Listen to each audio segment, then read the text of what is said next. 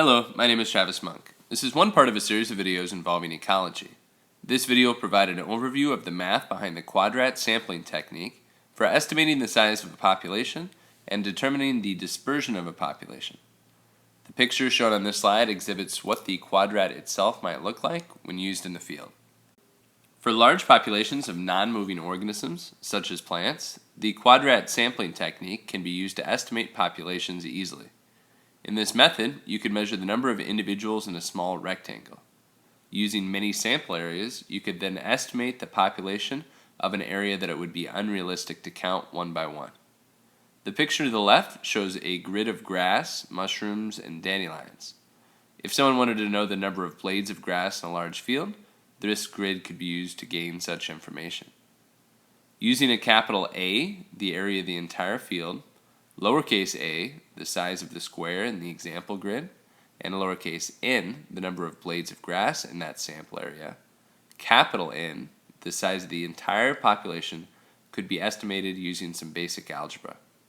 To point out something that might be helpful, all the variables relating to the sample area use the lowercase letters, while variables relating to the entire population use capital letters.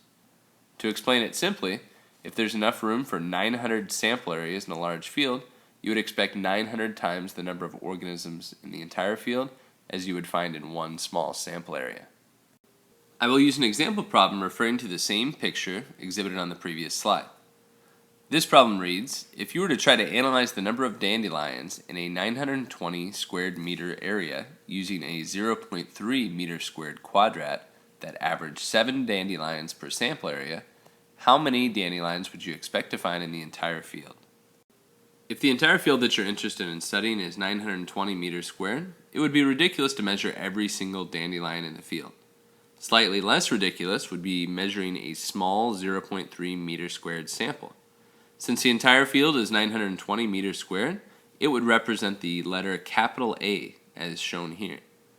The sample area being measured is 0.3 meters squared in size and would be represented by the lowercase a. Finally, the number of dandelions on average per sample was determined to be 7, and that would be represented by the lowercase letter n. If you divide the area of the field, 920 meters squared, by the size of the sample, 0.3 meters squared, you ended up with the number of samples in the field. By multiplying the number of sample areas in the field times the average number of dandelions per sample area, 7, you could estimate the total number of dandelions in the field to be approximately 21,466. Another piece of information you can gain with a survey of non-moving organisms is their dispersion. Dispersion is, in essence, how organisms are spread out throughout an environment. The 3 patterns of dispersion, as described in the population ecology video, are random, regular, and clumped. To solve for this mathematically, you need to collect data from a number of different sample locations. S in this equation represents data from one sample. A represents the average data from all sample areas collected. N represents the total number of samples calculated, and when you plug all these numbers into an equation, the resulting number will be D, which is the dispersion of the population. If your resulting value for D is significantly less than 1, the population can be mathematically determined to be uniform. If the resulting number is around 1, perhaps ranging from 0.5 to 2, then you can call the population randomly distributed. And if the value for D is significantly greater than the 1, then the population could be determined to be clumped. If you collected 8 sample areas of dandelions that contained 13, 14, 14, 13, 0, 0, 1, and 1 dandelions, you would first need to solve for A, the average number of dandelions per sample. By taking all of the numbers from the data set divided by the total number of samples, which is 8, you could calculate the average number of dandelions per plot to be 7.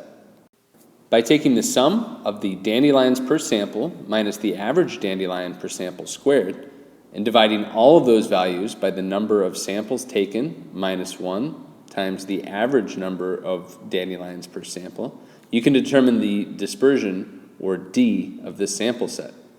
I've taken the liberty to square the differences of the samples from the mean for each of these 8 sample areas, and when all those numbers were divided by 7, the total number of samples minus 1, times the average 7, My calculation for the dispersion, D, was 6.92. Since 6.92 is significantly higher than 1, you could determine, mathematically, that the population exhibited on the previous slide was clumped. Looking at the data at the beginning of this problem, many plots with around 13 individuals, many plots with around 1 individual, and very few near the average of 7, this answer seems to make sense. That is the end of this video summarizing the Quadrat population sampling technique that can be used to determine organism dispersion. If you're interested in learning more about other levels of ecology or any other themes of biology, please subscribe to my channel. Thank you.